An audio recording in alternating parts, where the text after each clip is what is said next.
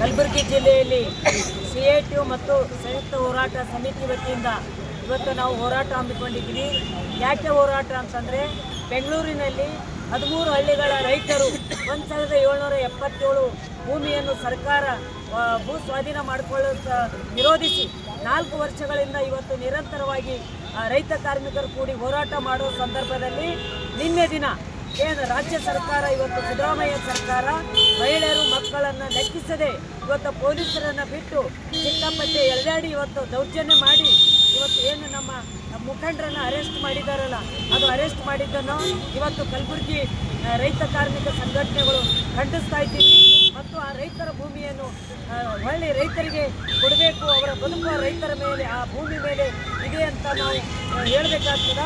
ವಿರೋಧ ಪಕ್ಷದಲ್ಲಿ ಇದ್ದಂಥ ಸಿದ್ದರಾಮಯ್ಯ ಅವತ್ತಿನ ದಿನ 1 ಎಕರೆ ಭೂಮಿ ನಾನು ಕೊಡಕ್ಕೆ ಬಿಡೋದಿಲ್ಲ ಅಂತ ಹೇಳೋದಂಥ ಸಿದ್ದರಾಮಯ್ಯ ಇವತ್ತು ಮಾತಿಗೆ ತಪ್ಪಿ ಇವತ್ತು ಅರೆಸ್ಟ್ ಮಾಡಿದ್ದನ್ನು ನಾವು ಖಂಡಿಸ್ತೀವಿ.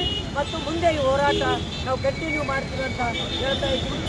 ಜಿಲ್ಲಾಧ್ಯಕ್ಷ ಶಾಂತಾಗೌಡ.